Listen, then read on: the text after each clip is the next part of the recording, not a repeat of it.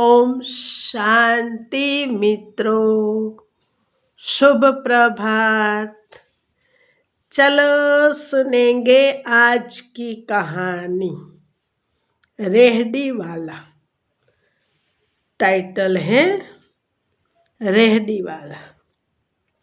शाम को दफ्तर से घर आते समय देखा कि एक छोटा सा बोर्ड रेहड़ी की छत से लटक रहा था, जिस पर मार्कर से लिखा हुआ था, घर में कोई नहीं है, मेरी बूढ़ी माँ बीमार है, मुझे थोड़ी थोड़ी देर में उन्हें खाना, दवा और हाजत कराने के लिए घर जाना पड़ता है। अगर आपको जल्दी है तो आप अपनी इच्छा से फल तौल ले और पैसे कोने पर गत्ते के नीचे रख दे। साथ ही मूल्य भी लिखे हुए थे। और यदि आपके पास पैसे न हो तो मेरी ओर से ले लेना, अनुमति है। मैंने इधर उधर देखा। पास पड़े तराजू में 2 किलो सेब तोले, 1 दर्जन केले लिए, बैग में डाले, प्राइस लिस्ट से कीमत देखी, पैसे निकालकर गत्ते को उठाया। वहाँ 100, 50 और 10-10 के नोट पड़े थे। मैंने भी पैसे उसमें रख कर उसे ढक दिया। बैग उठाया और घर आ गया। खाना खाकर श्रीमती और मैं घूमते घूमते उधर से निकले तो देखा एक कृशकाय आधेड़ आयु का व्यक्ति मैले से कुर्ते पायजामा में रेहड़ी को धक्का लगाकर बस जाने ही वाला था। वह हमें देखकर मुस्कुराया और बोला, साहेब, फल तो खत्म हो गया। मैंने यूं ही बात करने के इरादे से उनका नाम पूछा।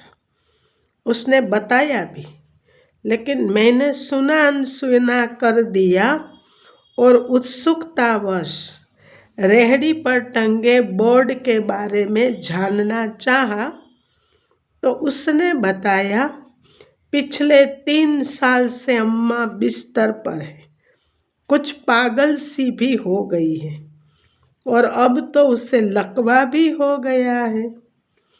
मेरी कोई संतान नहीं है। पत्नी स्वर्ग सिधार चुकी है। अब केवल मैं हूँ और माँ। माँ की देखभाल करने वाला कोई नहीं है, इसलिए मुझे हर समय माँ का ध्यान रखना पड़ता है। एक दिन मैंने माँ के पांव दबाते हुए बड़ी नरमी से कहा, माँ, तेरी सेवा को तो बड़ा जी चाहता है, पर जेब खाली है और तू मुझे कमरे से बाहर निकलने नहीं देती।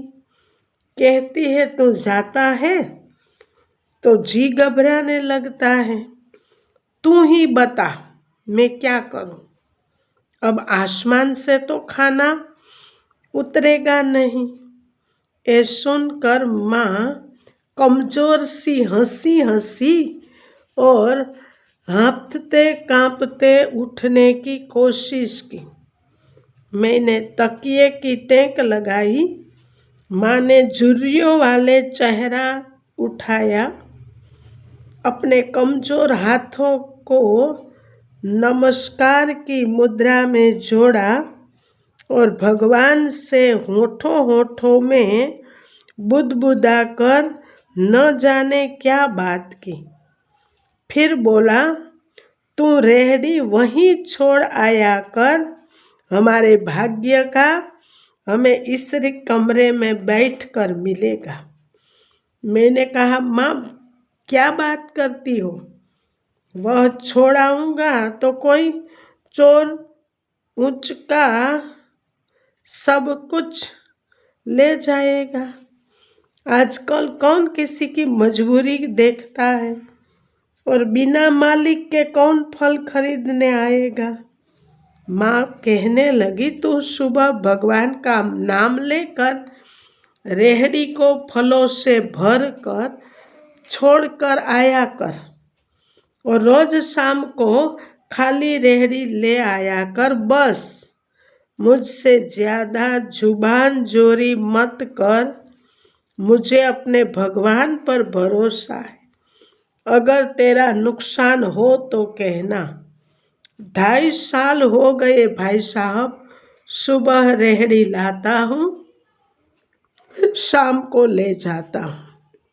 लोग पैसे रख जाते हैं, फल ले जाते हैं, एक घेला भी ऊपर नीचे नहीं होता है, बल्कि कुछ तो ज़्यादा भी रख जाते हैं।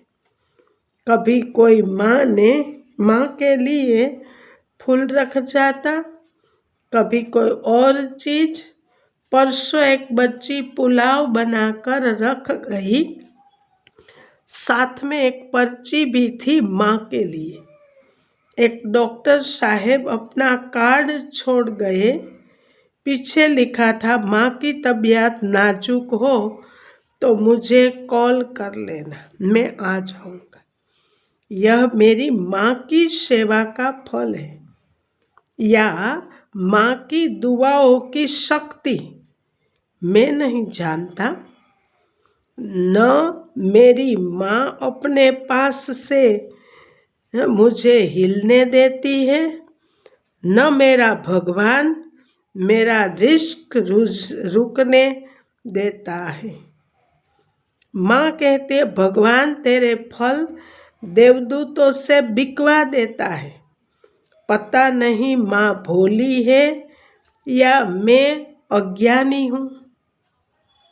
मैं तो केवल इतना ही समझ पाया कि हम अपने माँ बाप की सेवा करें तो ईश्वर स्वयं हमें सफल बनाने के लिए अग्रसर हो जाता है।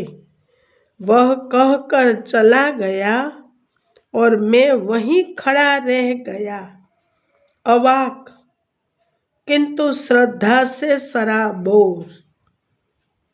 अच्छा, आप सबको बहुत बहुत धन्यवाद। अगर ये कहानी पसंद आए तो अपने मित्रों दोस्तों को शेयर करना और एक प्यारी सी कमेंट जरूर करना जी। ओके, ओम शांति।